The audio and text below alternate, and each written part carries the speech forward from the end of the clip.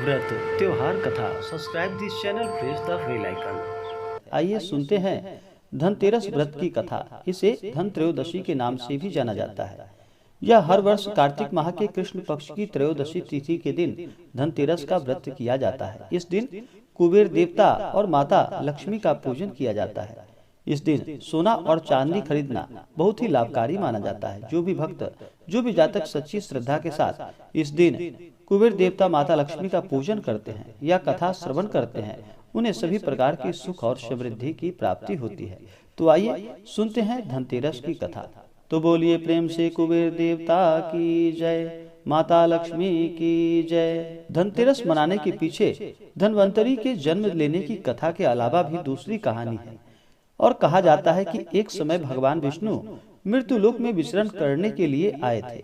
जब माता लक्ष्मी जी भी उनके साथ चलने का आग्रह करने लगी, तब भगवान विष्णु जी ने कहा कि यदि मैं जो बात कहूँ तुम अगर वैसे ही मानो तो फिर चलो। तब लक्ष्मी जी उनकी बात मान गई और भगवान विष्णु के साथ भूमंडल पर आ गई। कुछ देर बाद एक जगह पर पहुंचकर भगवान विष्णु ने लक्ष्मी जी से कहा कि जब मैं न आऊं तुम यहाँ ठहरो, मैं दक्षिण दिशा की ओर जा रहा हूँ, तुम उधर मत आना। विष्णु जी के जाने पर लक्ष्मी माता के मन में कौतूहल जागा कि आखिर दक्षिण दिशा में ऐसा क्या रहस्य है जो मुझे मना किया जा रहा है, और भगवान स्वयं चले गए। लक्ष्मी जी से रहा नहीं गया और जैसे ही भगवान आगे बढ़े, लक्ष्मी माता भी पीछे पीछे चल पड़ी। कुछ ही आगे जाने पर उन्हें सरसों का एक खेत दिखाई दिया जिसमें खूब फूल खिले हुए थे। सरसों की शोभा देखकर वह मंत्र मुग्ध हो गई और फूल तोड़कर अपना श्रृंगार करने के बाद फिर आगे बढ़ी। आगे जाने पर एक गन्ने के खेत से लक्ष्मी जी गन्ने तोड़कर उसका रस चूसने लगी।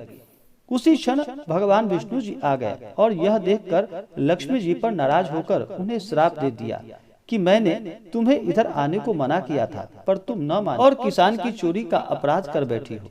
अब तुम इस अपराध के जुर्म में इस किसान की 12 वर्ष तक सेवा करो। ऐसा कहकर भगवान उन्हें छोड़कर क्षीर सागर की ओर चल पड़े।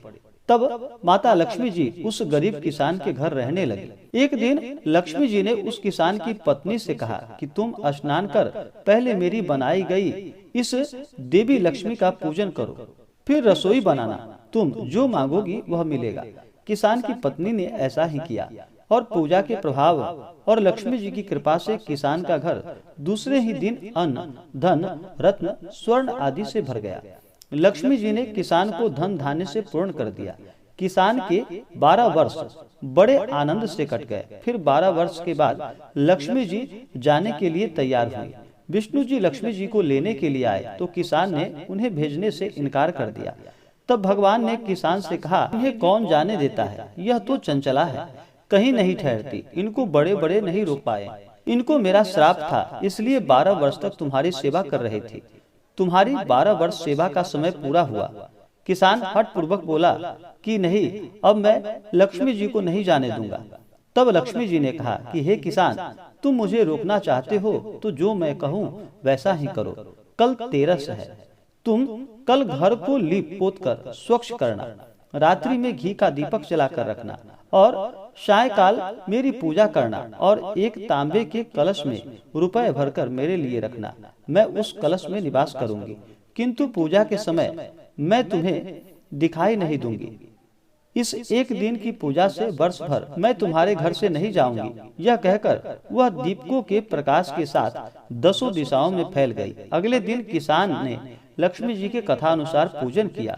उसका घर धन धान्य से पूर्ण हो गया। इसी वजह से हर वर्ष तेरस के दिन लक्ष्मी जी की पूजा होने लगी।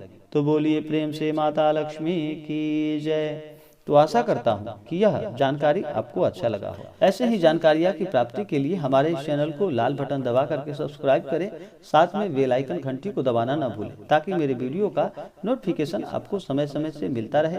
वीडियो को लाइक और शेयर करें। जय माता दी, धन्यवाद।